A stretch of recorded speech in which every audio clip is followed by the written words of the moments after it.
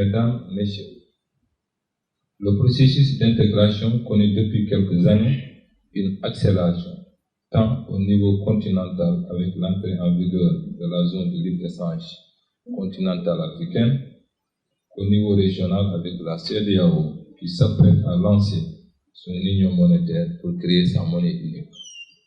Fort heureusement, l'UEMOA a su anticiper ces évolutions en initiant et en impulsant depuis sa création des réformes profondes et des politiques pertinentes. Elles sont ancrées aussi bien dans le domaine de la gouvernance économique, de l'union douanière, du marché commun que dans les secteurs clés du développement, tels que les transports, l'énergie, l'aménagement du territoire et le développement humain. Les réformes et politiques de l'UEMOA ont eu des impacts profonds dans la modernisation des appareils étatiques en introduisant dans leur fonctionnement plus d'efficacité, de rationalité et de transparence. Je voudrais citer, à titre d'exemple parmi tant d'autres, les réformes du cadre harmonisé des finances publiques, en particulier l'introduction de la budgétisation par programme dont les maîtres mots sont souci du résultat, exigence d'optimisation des coûts et d'évaluation de l'action publique. À ce sujet, Monsieur le Président, j'ai le plaisir de vous informer que le budget 2020 de l'État du Sénégal a été élaboré sous la forme de budget programme conformément aux orientations de l'UEMOA.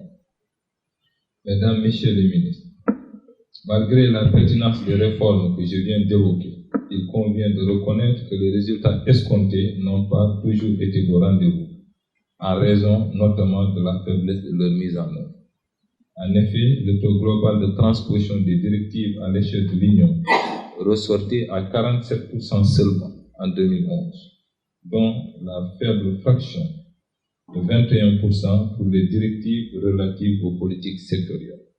Or, les réformes sectorielles sont précisément celles qui sont censées de plus promouvoir la compétitivité des économies des États membres, en agissant en catalyseur pour renforcer le marché commun et stimuler la croissance économique dans l'espace communautaire.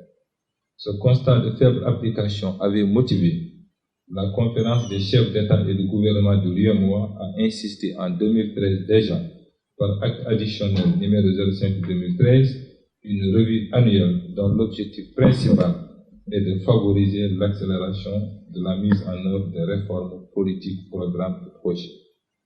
La revue annuelle est en effet un exercice didactique qui met face à face les services techniques de la Commission de l'UEMOA et les structures nationales.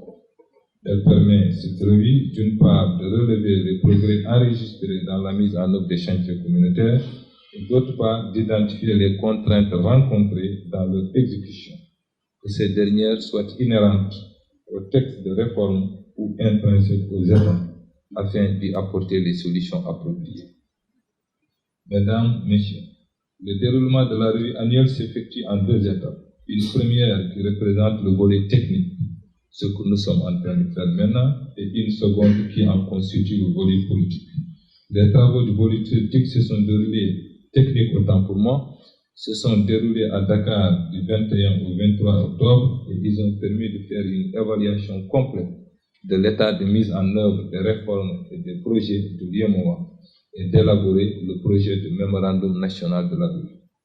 Dans le cadre du volet politique qui nous réunit aujourd'hui, l'exercice consiste à jeter un regard rapide sur les dites évaluations et d'amender ensemble les mémorandums. À l'issue de la validation du mémorandum, le président de la commission et mes chers collègues et moi-même ferons une séance de restitution solennelle aux autorités de la République. Ce sera l'occasion de recueillir les orientations éclairées de son Excellence, M. Macky Sall, président de la République, sur le processus de la revue annuelle. Mesdames, Messieurs, dans le cadre de la revue de cette année, les évaluations ont porté sur 113 réformes et 14 projets et programmes de l'UEMOA qui concernent directement plusieurs domaines sectoriels. Elles ont montré que le taux de mise en œuvre des réformes de l'UEMOA dans notre pays est passé de 75,5 en 2018 à 77,9 en 2019, soit une augmentation de 2,4. Il s'agit là d'un résultat satisfaisant dont il faut se réjouir mais qui est loin d'être suffisant, Monsieur le Président. Toutefois, la lecture du mémorandum nous édifie sur les contraintes ayant fait qu'un gap de 20% nous sépare aujourd'hui de l'effectivité de la mise en œuvre des réformes. Il convient par conséquent d'insuffler une bonne célérité de cette dynamique positive pour arriver le plus rapidement possible à mettre en œuvre la totalité des réformes et à boucler l'exécution des projets en cours.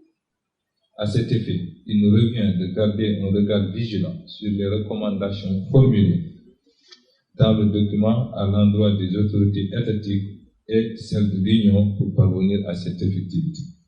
Monsieur le Président de la Commission, je voudrais au nom de l'ensemble de mes collègues et à mon nom réitérer notre engagement à œuvrer ensemble pour accélérer la mise en œuvre des réformes des projets.